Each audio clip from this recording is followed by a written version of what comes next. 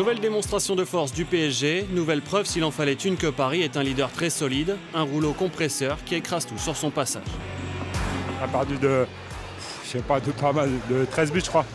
Donc ça fait beaucoup. En effet, même privé de Nikola Karabatic et Sander Sagosen, Paris reste intouchable. 19e victoire cette saison en 20 journées.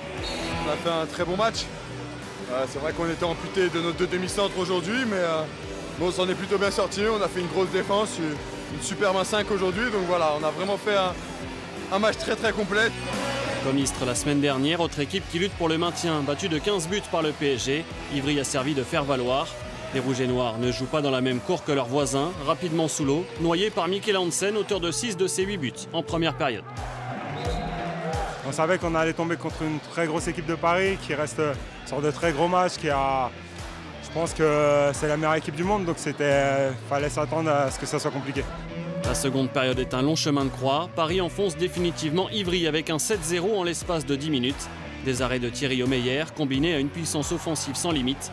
Raúl González a ensuite pu faire tourner. Pour le plus grand bonheur de Sadou Ntanzi, 19 ans, auteur de ses 2 premiers buts en professionnel pour sa première apparition.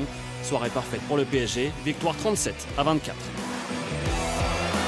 Tout le monde a participé à la fête encore une fois. Les jeunes aussi, à l'image du petit Sadou, nous ont apporté énormément, même sur la fin. On voit qu'un jour il pourra nous aider. Donc voilà, c'était vraiment une belle victoire, très satisfaisante. Et maintenant, certains vont se reposer à l'image de Thierry Omeyer. Et pour les autres, on va partir en sélection pour une petite semaine.